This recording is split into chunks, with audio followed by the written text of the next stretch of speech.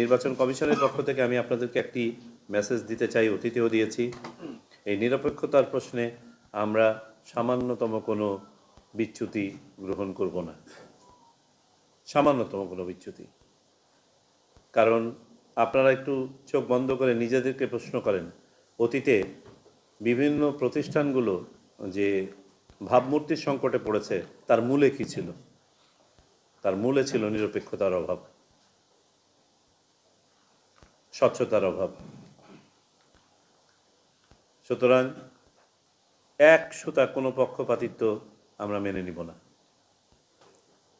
নির্বাচন কমিশনের পক্ষ থেকে বা সরকারের পক্ষ থেকে আপনাদেরকে কোনো ধরনের নির্দেশনা কখনোই দেয়া হবে না, টেক ইট গ্রান্টেড,